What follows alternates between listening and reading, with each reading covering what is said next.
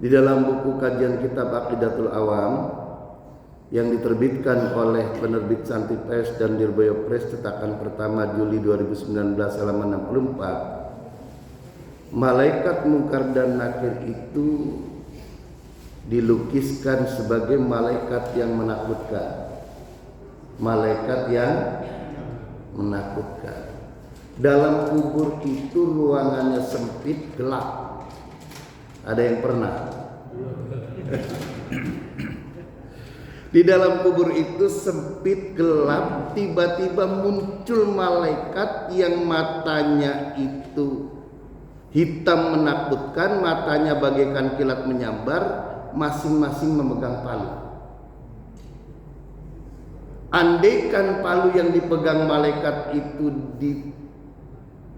dipukulkan ke gunung, gunung akan hancur. Ini kalau dipukulkan kepada jenazah, mayat, kepada kita, gunung aja hancur, kalau kita dipukul gepeng. Bukan gepeng lagi. Nah, jadi mereka berdua itu, dua malaikat Munkar dan Nakir bertugas menanyai manusia dan jin setelah wafatnya di dalam kuburnya. Hadirin rahimakumullah, ada orang yang nggak percaya. Ada sebagian orang tidak percaya bahwa mati ya mati dan tidak mungkin yang sudah mati itu bisa dihidupkan. Betul? Betul? Ada. Nah, sekarang kita lihat.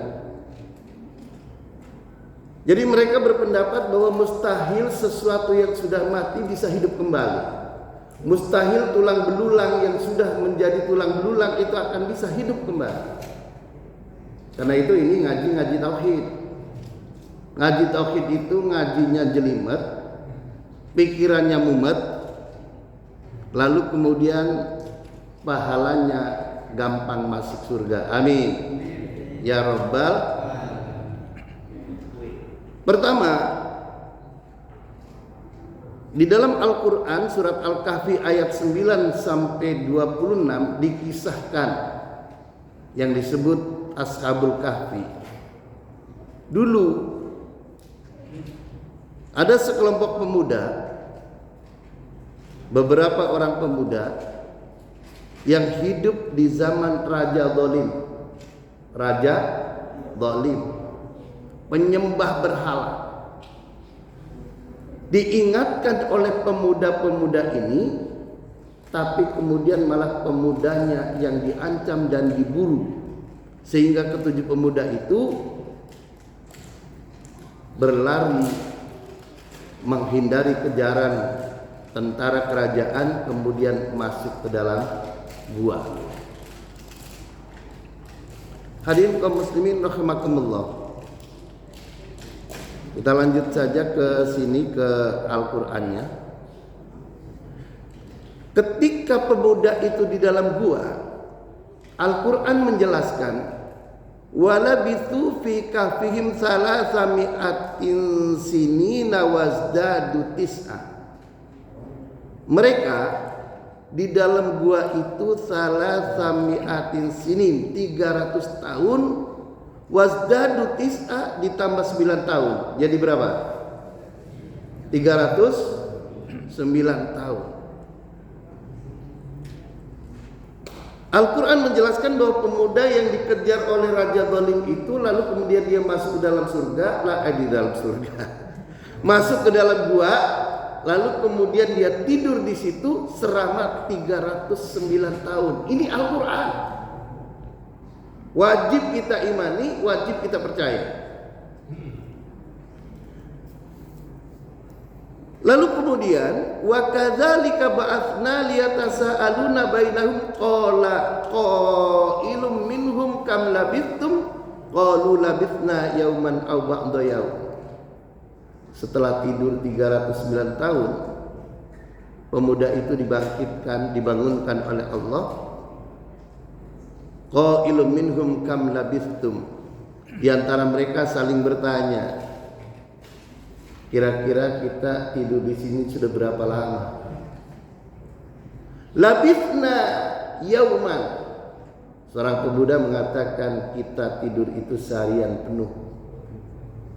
Yang lain mengatakan ba'da yaum, cuma setengah hari, bukan sehari, setengah hari. Al-Quran Al-Kahfi ayat 19. Lalu kemudian mereka lapar. Karena lapar lalu kemudian diutuslah salah seorang pemuda untuk membeli makanan. Kalau di sini diutus ke warteg. Warteg, Pak. Utus ke warteg untuk beli makanan. Dia rogoh-rogoh kantongnya masih ada uang tersisa, lalu kemudian dia berikan. Tapi tolong ya, kita kan dulu dikejar-kejar sama raja dolim dan tentaranya yang dolim. Jadi kamu nyumput-nyumput, jangan sampai ketahuan. Sebab kalau ketahuan nanti kita dikejar sama raja lagi, sama tentara raja lagi. Utusan itu datanglah ke sebuah rumah makan, warteg lah kalau bahasa sini mah. Setelah di warteg dia memesan makanan lalu membayar. Begitu dibayar, yang punya warung lihat, ini uang apaan? Ini uang 300 tahun yang lalu, ini udah gak berlaku. Gemparlah di situ. Lalu kemudian mereka ingat bahwa dulu ada pemuda yang dikejar raja, lalu kemudian masuk gua, dan ini dibangkitkan oleh Allah. Kemudian yang kita imani 309 tahun mereka tidur. Kira-kira orang tidur 309 tahun udah jadi apa? Di Quran ini. Kalau nggak percaya buka di Al-Qurannya. Kalau ada orang yang tidak percaya Al-Quran, Muslim, mukmin, satu rukun iman kepada kitab Allahnya gugur. Kalau gugur satu, maka menjadi semuanya. Nah, ini menunjukkan bahwa Allah berkuasa menghidupkan yang sudah mati. 390 tahun itu udah tulang belulang juga udah hilang gitu, Pak. Kita lihat tikus di jalan baru 3-4-5 hari udah gepeng. Udah gepeng, langsung kena hujan jadi debu itu, Pak. Enggak sampai 39 tahun, enggak sampai sebulan juga udah jadi debu itu tikus di jalan itu. Kita kan biasa lihat tikus di jalan tuh. Pelindes, sepeda motor, pelindes, mobil, gepeng, kering. Nah, jadi debu lah. Ini menunjukkan bahwa Allah mengingatkan kita bahwa Allah berkuasa menghidupkan yang sudah mati, akan bisa dihidupkan kembali, bahwa alam kubur itu ada, bahwa kita itu hidup di dunia akan masuk alam barzah, alam kubur nanti akan dihidupkan kembali oleh Allah. Alhamdulillah.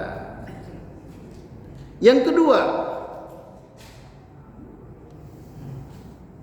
ini bukti yang kedua bahwa Allah berkuasa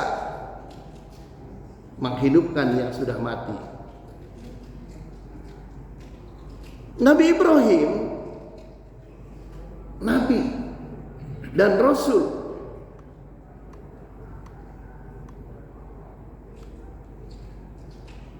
itu mewakili kita, mewakili umat Nabi Muhammad dan mewakili umat-umat yang lain bertanya kepada Allah. Wa idh qala Ibrahimu Rabbi arini kaifa tuhyil mauta. Al-Quran Al-Baqarah ayat 260. Dan ingatlah ketika Nabi Ibrahim berkata, Rabbi, ya Tuhanku, perlihatkanlah kepadaku bagaimana engkau menghidupkan orang-orang yang sudah mati. Ini ingetin kita, kalau ada orang yang gak percaya bahwa dalam kehidupan di alam kubur nanti dibangkitkan, ini perlu dibacakan ayat ini. Lalu kemudian Allah berfirman, qala awalam tu'min. Ibrahim, apakah engkau tidak percaya bahwa aku berkuasa menghidupkan yang sudah mati? Kata Nabi Ibrahim, qala bala walakin liyatma'inna qalbi. Percaya ya Allah, cuma untuk menenangkan, lebih memantapkan hatiku.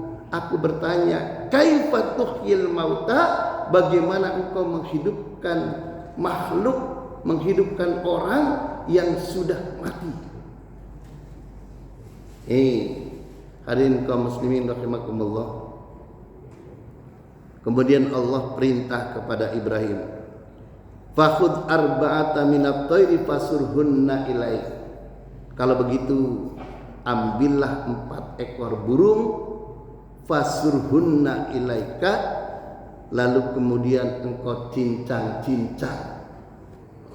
Ini yang ahli cincang ini rumah makan Padang. Kalau dicincang-cincang itu berarti berapa potong itu, Pak? Cincang-cincang. Jadi artinya kalau dicincang-cincang itu dicacang-cacang, kalau bahasa Cirebonnya itu. Dicacang-cacang. Bahasa Pekalongan apa ini? Sama. Dicacang-cacang, dicincang-cincang. Allah berfirman, Ibrahim, ambil 4 ekor burung, cincang-cincang, tumaj'al ala kulli jabalin minhunna juz'a. Lalu engkau letakkan di gunung sebelah sana, sebelah sana, ada 4 penjuru angin, utara, selatan, barat, timur. Engkau letakkan burung yang sudah cincang-cincang itu, kau letakkan di 4 penjuru. Ibrahim melakukan itu. 4 ekor burung kemudian dipotong, disembelih, lalu kemudian dipotong menjadi 4, dicincang-cincang. Tsummat uhunna yatina kasaya. Kemudian engkau panggil burung itu. Begitu dilaksanakan, setelah cincangannya itu dibagi menjadi 4, lalu kemudian burung itu dipanggil. Burung. Saat itu juga burung itu terbang mendekat Ibrahim. Alhamdulillah. Wa'lam annallaha azizun hakim. Ketahuilah bahwa Allah itu maha perkasa lagi maha bijaksana.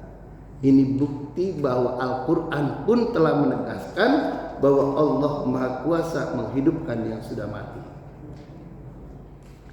Hadirin kaum muslimin rahimakumullah.